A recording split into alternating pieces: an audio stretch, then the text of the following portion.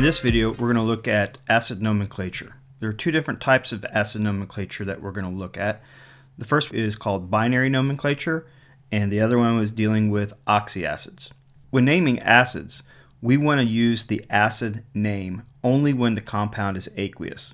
Binary means that we have hydrogen and it's going to be combined with one other element. We've got hydrogen fluoride, hydrogen chloride, hydrogen bromide, hydrogen sulfide, and hydrogen oxide.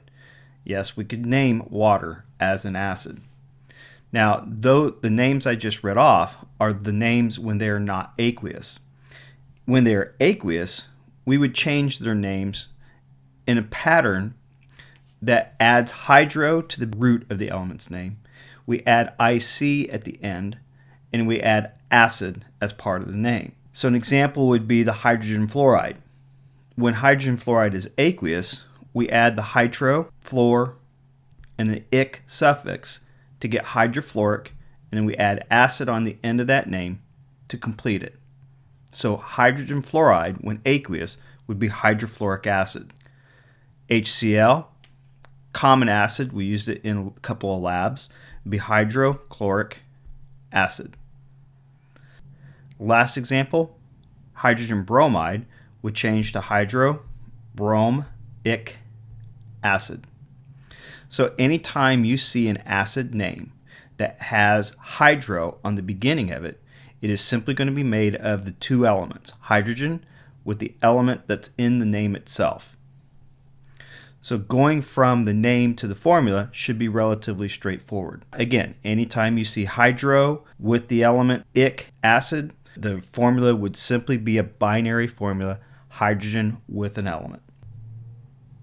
Oxyacid nomenclature is a little bit different. Oxyacids are going to be acids that have hydrogen with a polyatomic ion. So we're going to have more than two elements. We'll have hydrogen, we'll have some nonmetal, and we will also have oxygen as part of the acid. In the acid nomenclature for oxyacids, the name is based on the anion in the acid. And we're going to look at these based on the ions that end in ATE. And the pattern is going to depend on how the number of oxygen atoms add or subtract from that ion. So I'm going to show you a table that's going to help us with the patterns that we're going to see. And what we're going to look at is how many oxygen atoms we have gained or lost compared to the ion that has ATE at the end of its name. For example, nitrate, chlorate, sulfate, and phosphate. So the middle column will be the actual ion name. And at the end, the right-hand column, we're going to look at how that name would change when it's part of an acid. So our normal ATE ion, when in an acid, we would change that suffix to end in IC. If you have an extra oxygen compared to the normal ion that ends in ATE, we put a prefix on the front of that, PER. So when we go to name it as an acid, we add the PER prefix and change the suffix to IC.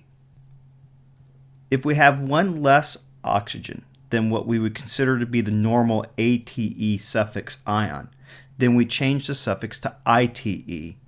In an acid, the ITE suffix changes to OUS. And if we have two less oxygens, we put a prefix on front of the ion's name. We put the ITE suffix on. In an acid, the hypo still stays the same, but the ITE ending changes to OUS. Now, one of the things that we'll see in this, that you can see in this pattern, is that as an acid, if the suffix at the end of the ion name is ATE, then it's going to change to IC when it's in the acid form. If the suffix ends in ITE, then the acid name is going to end in OUS. So let's look at how this pattern works with an ion that we're familiar with. The chlorate ion has a formula of ClO3 and has an oxidation state of 1-. Now the name for the chlorate ion is, as we've seen, chlorate, and that's the normal ATE ending for this ion. If we were to name this acid, we would change the ATE ending to IC, and we would see that we see chloric acid. So chloric acid would be HClO3. If we change the number of oxygens, this is going to be a different ion now. We add the prefix per to that ion's name, so we have perchlorate. As an acid, because it ends in ATE, we would change the suffix to end in IC. So we have perchloric acid, and that would be HClO4. Now if we subtract or lower the number of oxygen atoms compared to the ATE ion, the chlorate ion, if we lower it by 1, we would have ClO2. And because we're less than the number of normal oxygens in the chlorate ion, we would change the suffix to end in ITE. When we go to name this, if it was part of an acid, we would simply change the ITE ending to OUS. So we have a chlorous acid for our name for the formula HClO2.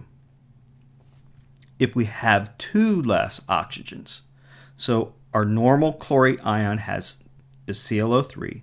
If we have 2 less oxygens, so we only have 1 oxygen in our polyatomic ion, we change the name, and this time not only do we change the suffix to ITE, but we add the hypo prefix onto it. If the hypochlorite ion was part of an acid, then we would simply change the name to hypochlorous acid, the ITE ending changing to OUS, and our formula would be HClO. Now let's take a look at some more examples. The first example I want to take you through is using the iodate ion involved with the calcium ion.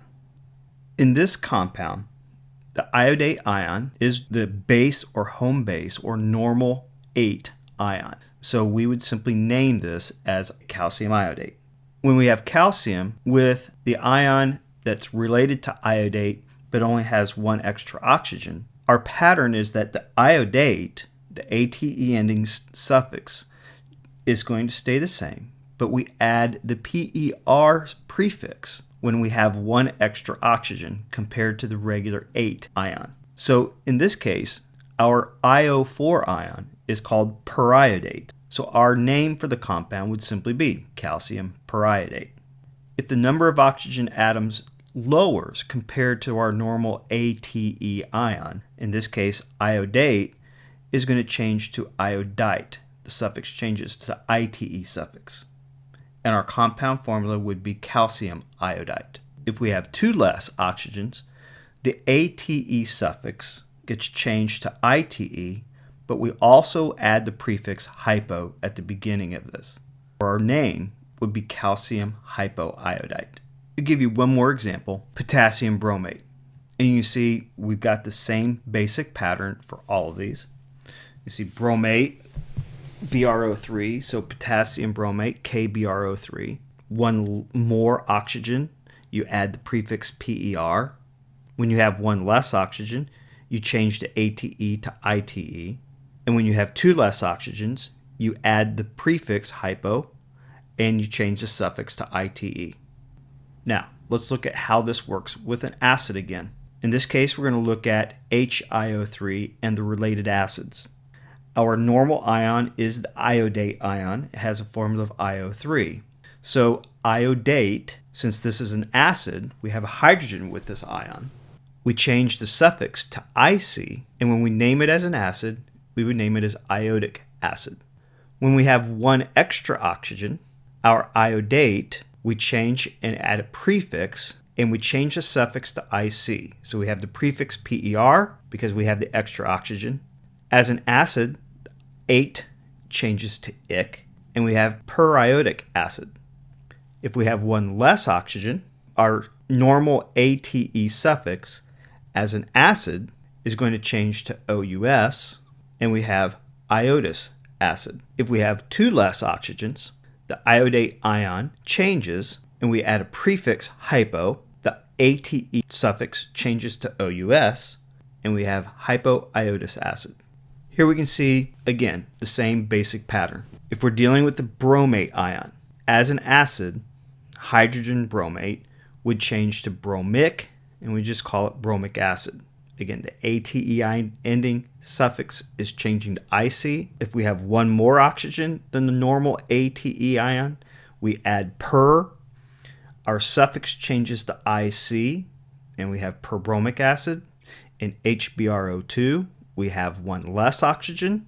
When you have less oxygens, you're changing the 8 to us as an acid. In HBrO, we have 2 less oxygens. When you have that, you got to add the prefix of hypo, and our suffix would be us, and we have hypobromous acid.